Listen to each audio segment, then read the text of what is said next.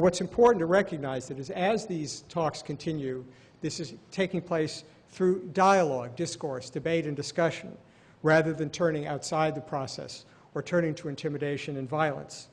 And equally important, as this government formation process takes place, the caretaker government is successfully implementing and carrying out the responsibilities of government, maintaining security and delivering essential services. And it's important work that will continue. Let me start with one conclusion that I hope you all take away from our session today. The U.S. government, and specifically the Department of State, has put enormous effort into planning a successful transition.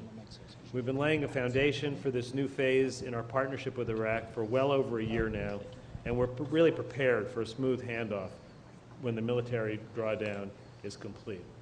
Let me make a few points just about the details. First, Iraq's prosperity and security is important to the Iraqi people, but also to the United States. We will continue to play a major role in trying to shape developments there with the goal of moving over time to a more normal bilateral relationship.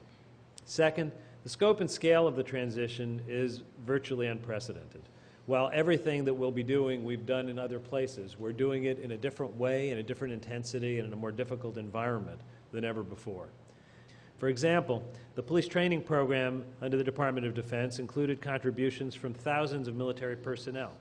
The military-led program centered on training and development of entry-level police services officers throughout the country. As we transition, we've begun doing something quite different. It's higher-level engagement and a shift to a train-the-trainer model. Moving forward, our programs will adopt a more integrated approach to the training not only of police, but forensic investigators, prosecutors, judges, and corrections officers. Given that it's sometimes harder to understand or to summarize U.S. foreign policy to Iraq than in past decades when we had dual containment of Iraq and Iran, for example, could you spell that out a bit more? For example, does the U.S. expect Iraq to remain a strong military ally? Is its model of democracy something that you expect other countries in the region to follow? Do you expect Iraq to be a force of moderation in the Israeli-Palestinian dispute? It'd just be interesting if you could tease out some of what that force of moderation and stability in the region really means, and what longer-term U.S. strategy for Iraq amounts to.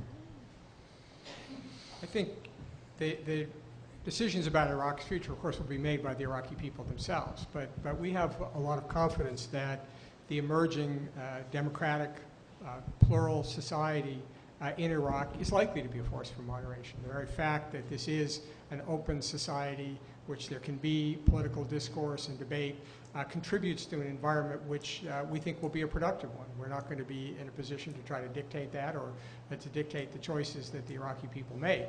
But if they see a strong friendship with the United States, a strong commitment with the United States in this new civilian-led relationship to help strengthen Iraq's economy, to build its human capacity to work on issues like education and health and environment with them, that we think that will be the strong basis for a partnership going forward.